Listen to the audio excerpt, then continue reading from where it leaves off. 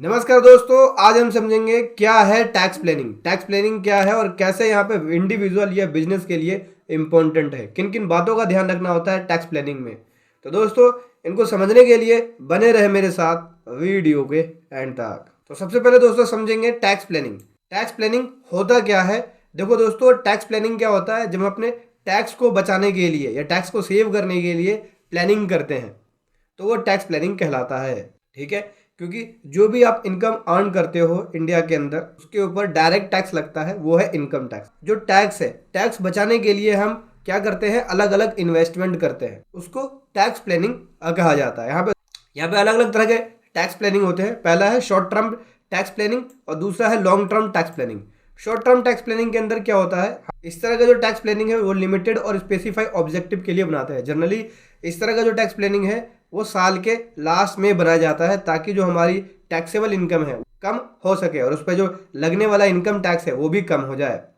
एक आता है long term tax planning. Long term tax planning जो होता है जनरली वो साल के शुरू में करते हैं, जहां पे हम अपने राइट इन्वेस्टमेंट को चूज करते हैं, लॉन्ग टर्म इन्वेस्टमेंट को चूज करते हैं। जैसे इन्वेस्ट करते हैं सुकन्या समृद्धि योजना के अंदर इन्वेस्ट कर सकते हैं, जहां पे आपको ईडीसी में डिडक्शन मिल जाता है। लगभग ये लड़की अगर 21 साल तक हो जाती है तब तक आप इसके अंदर इन्वेस्ट करते, तो 21 साल तक आप इस सुकन्या समृद्धि योजना के अंदर इन्वेस्ट कर सकते हैं।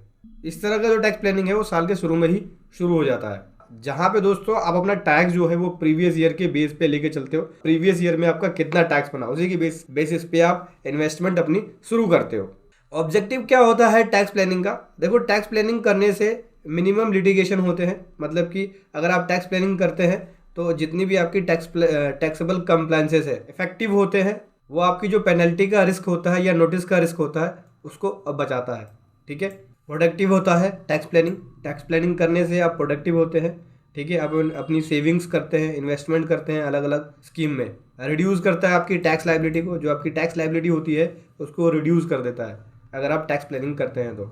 इकोनॉमी में भी ग्रोथ होता है जब आप अलग अलग टैक्स स्कीम्स के अंदर यहाँ पे जब इन्वेस्टमेंट करते हैं तो। प्रोसेस क्या होता है दोस्तों टैक्स प्लानिंग का इंडिया के अंदर। देखो, प्रोसेस क्या होता है, सबसे पहले आपको अपनी estimate total net income calculate करनी होती है कि आपकी टोटल एस्टिमेट नेट इनकम क्या है। अगर आप शॉर्ट टर्म टैक्स प्लानिंग करते हैं तो जनरली ये साल के एंड में होता है, जैसे जनवरी फरवरी में मान सकते हो, या दिसंबर से भी लोग अपनी टैक्स प्लानिंग को शुरू कर देते हैं।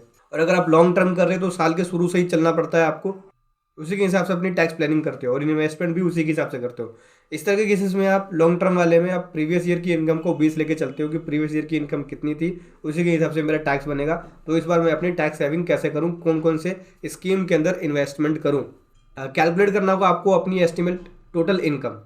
ठीक है, फिर उसके ऊपर कितना टैक्स लगेगा वो आपको कैलकुलेट करना पड़ेगा। इवेल्युएट करना पड़ेगा जो टोटल टैक्सेबल इनकम है, ठीक है, उसकी। ठीक है, क्योंकि यहाँ पे जो टैक्स लाइबिलिटी होती है वो नेचर ऑफ पर्सन के ऊपर, रेजिडेंशियल स्टेटस और टोटल इनकम अर्न के ऊपर भी बनती है। तो आपको टोटल इनकम इवेल्युएट करनी होगी कि आपकी टोटल इनकम क्या है, कौन कौन से सोर्सेज से इनकम है। ठीक है, फिर आपको अगर आपका क्लेम अंडर सेक्शन 10 के अंदर है, एग्जेम्पशन मिलता है आपको, तो उसको भी आपको देखना पड़ेगा कि आपके एरियस कहाँ कहाँ पे एग्जेम्पशन है। ठीक है, जो इंडिविजुअल के लिए अलाउ है, जैसे हाउस रेंट अलाउंस हो गया, लीव ट्रैवल अलाउंस हो गया, एम्प्लॉय कंट्रीब्यूशन प्रोविडेंट फंड का हो गया, ठीक है, कन्वेंस का हो गया, यहाँ पे अलाउंस जो मिल जाता है आपका, एग्जेम्पशन मिल जाता है आपको सेक्शन 10 में। ठीक है, उसके बाद अपनी इन्वेस्टमेंट देखनी होगी कि कौन कौन सी इंस्ट्रूमेंट में इन्वेस्टमेंट करूँ या कौन कौन सी स्कीम के अंदर इन्वेस्टमेंट करूँ जहाँ पे आपको डिडक्शंस मिल जाए। जैसे 80C से लेके 80U तक आपको डिडक्शन मिल जाता है इनकम टैक्स एक्ट के अंदर। ठीक है, जैसे अगर आप इन्वेस्टमेंट करते हैं प्रोविडेंट फंड के अंदर तो उसका मिल जाता है आपको। ठीक है, इक्विटी लिंक्ड सेविंग स्कीम्स के अंदर करते हैं इन्वेस्टमेंट तो उसका भी आपको डिडक्शन मिल जाता है। नेशनल सेविंग सर्टिफिकेट के अंदर करते हैं तो उसका भी डिडक्शन मिल जाता है। 5 ईयर वाली अगर बैंक डिपॉजिट्स करते हैं, ठीक है, उसका मिल जाता है। LIC का मिल जाता है आपको, हेल्थ इंश्योरेंस प्रीमियम का मिल जाता है, होम लोन पेमेंट का मिल जाता है। ठीक है, तो आपको ये देखना होगा कि कौन सी स्कीम के अंदर इन्वेस्टमेंट करूँ जहाँ से मेरे को डिडक्शन मिल जाए और मेरी टैक्स सेव हो सके। चैरिटेबल इंस्टीट्यूशन के अंदर कंट्रीब्यूशन करते हैं, डोनेशन देते हैं, ATG में आपको वहाँ पे उसका डिडक्शन मिल जाता है, जो क्वालिफाइड डिडक्शन होगा वो मिल जाता है आपको ATG में। तो इस प्रकार से आपको टैक्स सेविंग करना है। सिंपल है, प्रोसेस मैं आपको बता देता हूँ। सबसे पहले अपनी इनकम को कैलकुलेट करेंगे, एस्टिमेटेड टोटल इनकम कितनी बनी।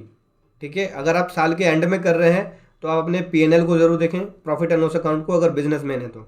मतलब कि अगर बिजनेस कर रहे हैं तो अपने प्रॉफिट एंड लॉस अकाउंट को देखें, आपका प्रॉफिट कितना आ रहा है, उस प्रॉफिट के ऊपर कितना टैक्स बनेगा। अगर आपको लगता है कि आपका टैक्स बहुत ज़्यादा बन रहा है तो आप अलग अलग स्कीम्स के अंदर इन्वेस्टमेंट कर सकते हैं ताकि आपको ETC से लेके ATU तक रिडक्शन मिल जाए। और अगर आप इंडिविजुअल है तो आपको अपनी टोटल एस्टिमेट इनकम कैलकुलेट करनी है कि कितनी बनी। उसी प्रकार से आपको यहाँ पे स्कीम्स के अंदर इन्वेस्टमेंट करनी है, अलग अलग स्कीम्स के अंदर, ताकि आपको यहाँ पे ATC से ATU तक डिडक्शंस मिल जाए और अपने टैक्स को सेव कर सकें। बाकी आने वाली वीडियो में आपको एक प्रैक्टिकल एग्जांपल के थ्रू बताऊंगा कि कैसे आपको यहाँ पे टैक्स प्लानिंग करनी होगी।